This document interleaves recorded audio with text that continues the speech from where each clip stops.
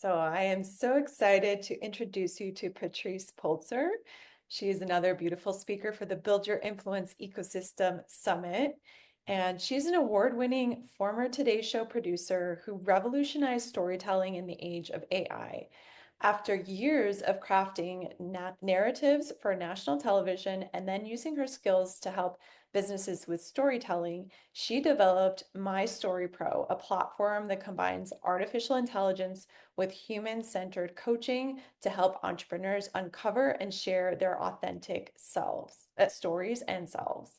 Hmm. She's been published in Fast Company and CNBC to discuss her AI frameworks.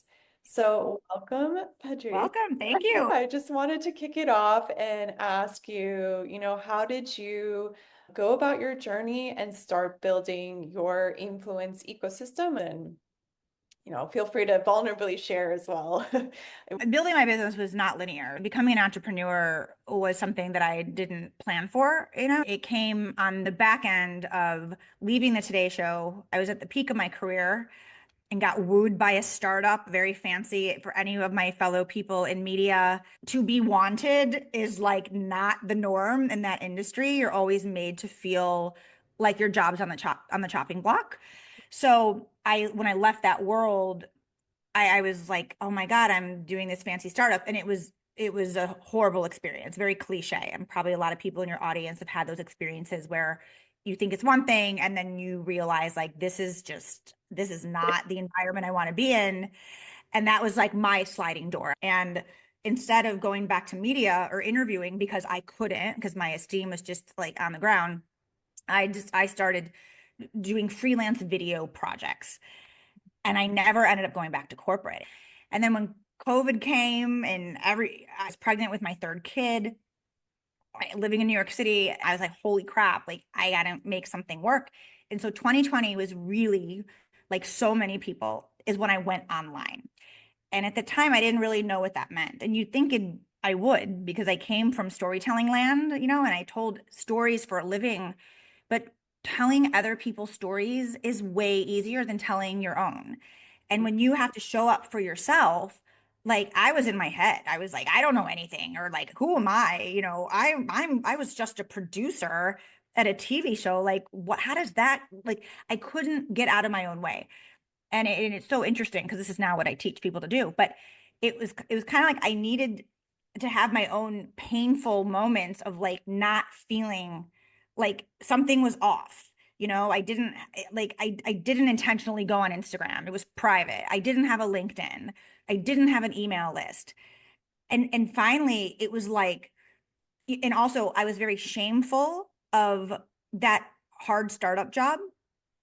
I left not on my own volition. Like people are like, oh yeah, you started a business. I'm like, I used to say, oh yeah, I always wanted to be an entrepreneur. That was a total lie. Like I was shameful because I only lasted like 4 months in this startup and I was so embarrassed. It was like I always carried this story with me that wasn't really true. Like I would avoid it, when people be like, how did you start your own business? I'm like, oh, I saw a niche that, businesses don't know how to tell stories. And I came from the Today Show. And so that's why it sounds so cheesy, but truly, like if you're not really being who you are at like a soul level, you start to like you feel it.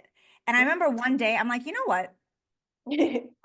I'm sick of myself. And I remember, and this goes back to your question because this is when it started truly. And this was 3 years into my business. I started my business in 2017, and 2020 midway through that year, I remember the first time I did a video, I went on my Instagram, like on my feed, and I like literally told the story of what happened with this startup and how embarrassed I was. And I, had a third kid, or at the time I had a baby and a toddler, and and that post just went crazy. I mean, at the time it went viral for me, Right. and I had never in my life had so many online DMs and conversations. And it kind of like my own aha moment was like, oh my God, like this is what I know how to do. And yet I wasn't doing it myself. And so that kind of sparked this revelation that I need to always lean in with personal storytelling and being relatable. And then that kind of sped up me teaching others how to do it. And then now I have an AI tool to help people, but it's been a slow and steady rise. And I'm not a viral person. Like I don't have a massive following, I don't have, 100,000 followers. The people that are in my orbit want to be there because I really am myself. Like I, good and bad. I don't shy away from talking about my hard moments, and I think in this world of online stuff, like we're over all the, I'm not trying to be an influencer. Like, so I just think like that has really led me to create my ecosystem, I guess you could say, of people that really value real personal storytelling. It's such a great example of, I think, what we're all trying to do here, which is to redefine what influence means. And it doesn't necessarily have to do with the following. And it's more about becoming your authentic self and sharing that with people. But yeah, it's funny how, and an important lesson to all of us, how it's like, it's really easy to give advice to other people, but then harder to like actually go out there and share our own stories too, right? So And I think too, the takeaway too is it's a slower burn because you tell someone go just go be yourself online. Like that's not helpful for most people because what does that even mean? What do you mean be myself online? But if you can learn how to storytell, that by definition is showing up as yourself online. yeah, I think giving people a framework is helpful for them to give them the courage to say, okay, I know the steps of what I'm supposed to say in a way. And then maybe later it just becomes second nature after a while. But I think there's a subtle difference between sharing your story, sharing your transformation, and then also there are some things online where it's like you're dumping your sadness or your Oh healing. yeah, like trauma talk, Yeah, where it's like on a trauma people as well. competition. Exactly. Yeah, but people can. I feel like not everyone can, which is why that stuff does very well. But here's the thing: being vulnerable isn't vomiting all your skeletons. Right, That's not vulnerable right. storytelling. Like true vulnerability is actually understanding your role in what happened, even in trauma. And I know that's like sounds harsh, but my best example for this, and I've said this before on another podcast, is I used to do a lot of IG live interviews, and I would have different founders, different entrepreneurs, different leaders that I was inspired by come on. And I remember one woman who I like looked up to reached out and she's like, I want to go on your IG live. Like, let's do an interview. And I had like a 2 question thing that they had to fill out before they came on. And it was like, one of it was something about like struggle, like name a struggle in your career that has been really challenging for you. And then the second part of that was, and what was your role in it? And I remember she could not answer the second part. The first part was like, a horrible boss, right? Someone that did her wrong at a company and it was awful and it was toxic. And she was not able to answer that second part. There's no vulnerability in sharing a story about something horrible to you.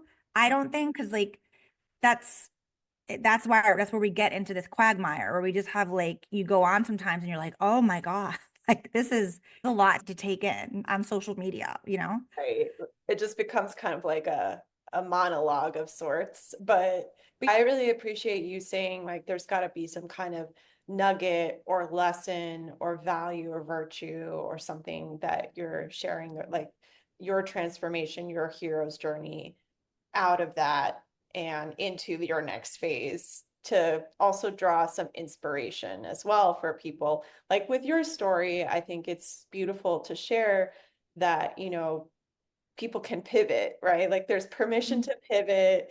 Maybe the first business you tried like wasn't really what you expected, and that's Yeah. okay. And you don't have to give up entirely. Get Hmm. creative with how you can reposition yourself, and you might be surprised with the results. So I love Yeah.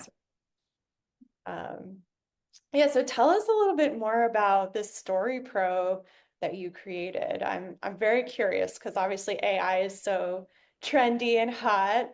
And I love the fact that it's applied to storytelling as well. That story is very random because again, I didn't set out to create an AI tool or if you would have told me, 3 years ago that I would be this into AI, I'd be like, what are you even talking about? Like robots? What? Like, so again, the whole pivot, and it's not even a pivot, I think it's just an extension and you adapt and you evolve with what's happening. But part of it is so I moved from New York City to Portugal 19 months ago. And that that completely stripped me, that move. And then my husband his job ended up letting him go because his company was bought. So at the last minute, they're like, you know what? You actually can't, if you leave New York, you don't have your job. So when we got here, I was in full driver's seat for breadwinning, while my husband had to figure out, we live in Lisbon now. So anyway, so I had all these these things like coming at me. And so when I landed here, I was in a different frame of mind. And so I'm getting to my story pro, but this is part of it. I don't think I would have done this. I would not have done this in New York City. I really believe because I was in this like new environment, new feelings, but I didn't have time to think about worst outcomes. I just had to like keep my head down. And also like my kids, I cared more about my kids being settled than me. But because of that, when I landed, I was like, well, I need some cash flow. And I'm starting to use AI a little bit. And I'm just going to start running workshops and telling people how I'm using it. And if people want to come and see, and September 2023, I launched my first workshop called Ignite Your Narrative 1. Now it's 3.0. It was 1.0. And so the way that I was thinking about AI was actually really through storytelling and how to get people to tell better stories about themselves. And so fast forward, my online business manager is like an AI whiz, and she was teaching herself how to code behind the scenes, and she was already baking AI into my operation. So my business had AI baked into it like in 2023, which is like early. Right. So when we were doing this stuff, and also you have to understand, when I left New York, my brand video business died. So I thought that I would I'm going to be that digital online entrepreneur. I'm going to have courses and I'm going to take my workshops that I ran and package them and Right. sell them. And, the whole funnel that anyone that's in online marketing, we all know it's like not, that is a route. And I tried doing it in March, and guess what? Didn't work. Mhm. And it was crickets. And I was like, oh my God, no one is like buying my program. This is also when like the digital landscape was very much changing last year. It's not like, take Amy Porterfield's course and then like go launch $1 million business. That's just not how it works anymore. Right. And at the time, we were trying to think of ways to grow my list because I thought I had a list problem. I'm like, oh, I need more. I need more people in my ecosystem. That's the problem. Everyone's taken my programs. They don't want to buy workshops I already ran. Like, oh my God, I just need to remarket this, remessage this, and grow my list. I need a lead magnet. So we were brainstorming, and our bright idea was, well, we're using AI in my business. She's like, we'll make an AI bot with some of your storytelling knowledge. They'll give you an email, you'll give them a little post with a story, and then they'll go down your funnel. And now they're gonna want your courses because you're attracting new people. So launched this lead magnet, and oh my God, it worked. I had thousands because I also was speaking at an AI summit randomly. I was speaking at this summit, and it was like this weird, like perfect timing where she's like, do you want me to promote a lead magnet? And I'm like, well, okay, I have this bot, thousands of, guess what? No one wanted my storytelling programs. They wanted the bot. Right. And we're like, but that's not a product. And this is March of 2023. We're like, that's not a product. And people are like, I'll pay you for this. Like, this is ridiculous. Like, so we scrapped all my plans last year, and me and my girl Vivka, we were like, oh, okay. And this is what we made. We built my story pro and we launched it in Black Friday to my small list. I have 2,000 emails. I mean, it's relative, but like that's small list, 2,000 at the time I had like, a couple thousand LinkedIn, and it just hit. And so but the reason it hit is because we built it very specifically. Like, I know the issues of my people. Like, people get in their own way because they can't see themselves for how awesome they are. Or they don't, they're like, my story's not a big deal. I'm vanilla. That's boring. Everyone knows this. Like, we're our own worst enemies. And so the way we built this is very human. And it's not about like, I want to do a post on social media marketing with 3 tips on my LinkedIn. Could you write the post? It won't, it like will literally be like, yo, hold up. Before we do that, I need to ask you some questions and I need you to think about this because I need help making this. And that's why people are obsessed with this tool, because you just get better output. It's like, if you can think about like ChatGPT is WebMD, it's breadth, it's wide.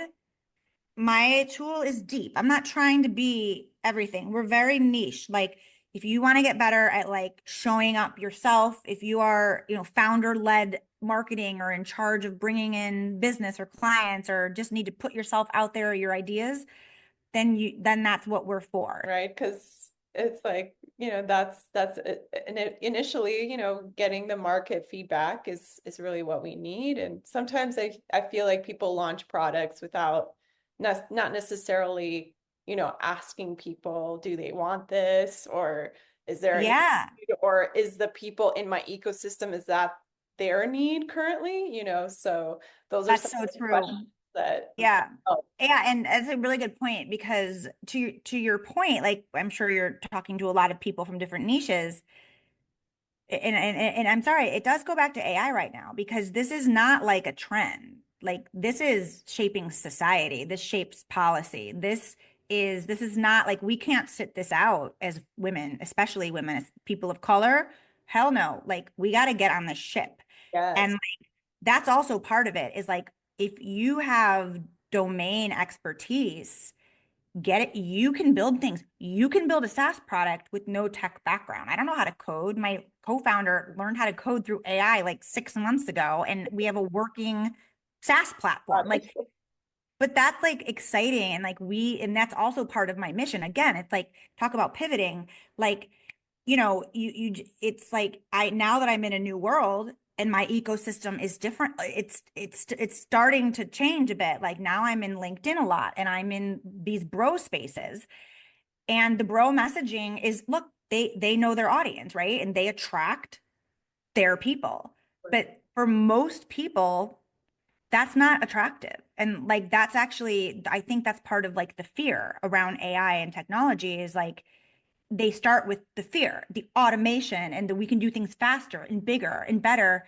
Where in my world, we're like, okay, great. Like, cool. AI can do things faster, but so what? When everyone is putting out mediocre crap, Right. because now everyone's a writer, that mediocre, like, it's all mediocre. So it's like, I'm not interested in doing that. Like, everyone is unique, and like, how do you get that secret sauce? Like, it's not through automation efficiency. It's like, it's understanding deeper. So we're using AI to understand and be more emotionally intelligent. And that's why I believe, like, I'm so bullish on us, and also I'm bullish on other people with whatever your domain expertise is. Like, get it into a technology thing, because like, that is just how we get more ideas out there. Wow, such an inspiration. Thank you so much for sharing your journey. I encourage everyone to check out your Story Pro tool. Definitely, Yes. there's like an amazing trial for all of us. And Yes. you're going to be sharing how to AI story mine at the summit. So, how you can kind of really excavate your stories. So maybe share a little preview of what we might find during the. Oh, you're gonna die. This is a very exciting time to be a small business owner or a solopreneur or a creator, because we now have these market research tools that are available to people like us that historically you pay 6, 7 figures for. Data is nothing unless you like apply it or integrate it. I teach you how to integrate it into your storytelling. Like, what do you do with this data? And so I use my tool to show people how, like, holy crap, like, now all of a sudden your run-of-the-mill mediocre chat GPT post is like this, and it stands out because it's a little bit more pre-work on the front end. Right. But that is what is going, that's what's, I just think that's going to be required. It's like people keep looking for the shortcut. There is no shortcut, like at some level. So it's like, how can you understand better and how can you show up in a more human way better? That's the shortcut. And also like being able to apply psychographic insights about your audiences to your own personal storytelling. So Uh, I show people how to do this in this workshop. oh, I can't wait. Oh my gosh, this is so exciting. I really think everyone should get on this. So, so important. Yeah, we don't want to get lost in the robotic text and posts that are out there. We want to Yeah. stand out. So, yeah, everyone definitely come to Patrice's session. And yeah, I can't wait to see you all there. And any last words for everyone? I mean, just at the end of the day, it's not about, I'm not interested in people becoming AI experts, but I really am, we really need, your voice does matter. And it's easy to think that it doesn't because there's so much content out there and there's so many people probably in your niche that you follow and you think, well, what can I add? And I'm telling you, without being cheesy, there is your point of view, your past, your upbringing, your journey, your hard struggles. That's your DNA. No one can copy that. Literally no one. Is right now AI still cannot extract the feeling of that. So that really is important. And that's why even if 5,000 other people do the exact same thing that you do, you still are unique and your voice is still worth putting out there because again, no one has your exact DNA imprint. Mm, yes, and this is truly how we can influence people is by really sharing authentically our human nature and our stories and ourselves. So thank you so much for sharing all your wisdom with us, and I can't wait to see you in June. So Yes, thank you.